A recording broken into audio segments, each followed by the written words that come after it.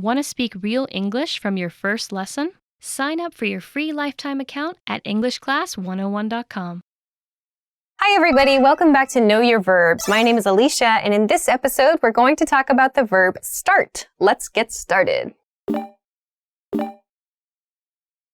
basic definition of the verb start is to begin or to initiate something. Examples. Let's start dinner. I started a new project this year. Now let's look at the conjugations for this verb. Present, start, starts. Past, started. Past participle, started. Progressive, starting. Now let's talk about some additional meanings for this verb. The first additional meaning is to move suddenly, like with surprise or shock. Examples. She started when the phone rang. The dog starts every time he hears fireworks. So to start is like to jump. It's like this quick motion of surprise or shock, usually because something like loud happened or something surprising happened. In the first example sentence, a phone rang, and maybe it surprised the person. So she started when the phone rang. It means she kind of jumped. She made this motion, like she was scared or surprised. In the second example sentence, it's fireworks. The dog is afraid of the fireworks, so the dog starts every time he hears fireworks. So the dog jumps, makes this motion every time he hears fireworks. The second additional meaning is to cause to operate, For example, go start the car. I'm starting my computer now. So you can see that we use this like with machines, computers, cars, airplanes, buses, these sorts of things that require operation. So to begin that operation, to initiate that operation, we use the verb start. Go start the car means like begin the operations of the car, kind of.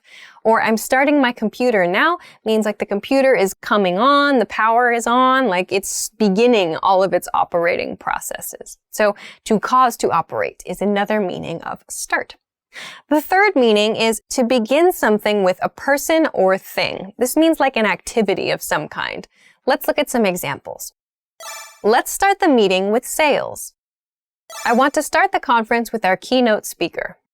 So here we see, let's start the meeting with sales in the first example sentence. That means let's begin the meeting by talking about sales, or it could mean let's begin the meeting with a report from the sales department. So it kind of depends on the situation specifically. But in either case, it means that the topic in some way is going to be about sales. So let's start the meeting with that thing, with that topic.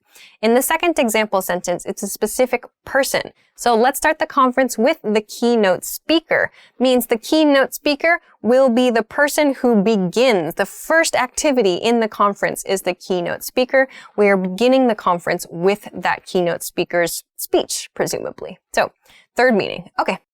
The fourth meaning of this verb is to indicate the initial point for a range or a course or something similar. Examples. Plans start from $5 per month. The race starts here. So in both of these examples, we see the beginning point. That's shown with the verb start. So plans start from $5 a month shows that $5 a month is the cheapest plan. They start at this price. In the second example sentence, the race starts here. This refers to the point where the race begins. From here, the people will race. So it only refers to the starting point, the beginning point, the initial location. Let's move on to some variations for this verb now. The first variation is to start something or to start anything.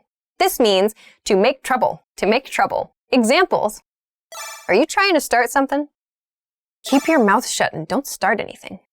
So both of these mean making trouble. In the first example sentence, it's a question. Are you trying to start something? Means, are you trying to cause trouble? Are you trying to make trouble? Are you trying to start a fight? In the second example sentence, it's a command, like keep your mouth shut and don't start anything. So don't start trouble, don't make a scene, don't cause a fuss. So make trouble is start something or start anything. Okay. The second variation is to start over. To start over means to begin again. Examples. I lost the file and had to start over. She started over in a new city.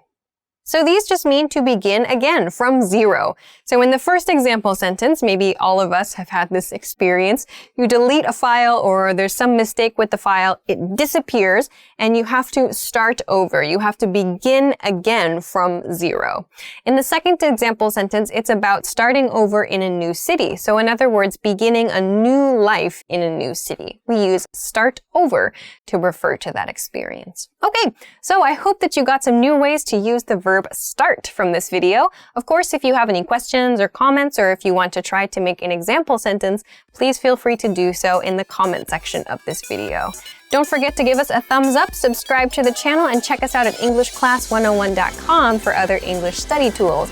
Thanks very much for watching this episode of Know Your Verbs, and we'll see you again soon. Bye-bye!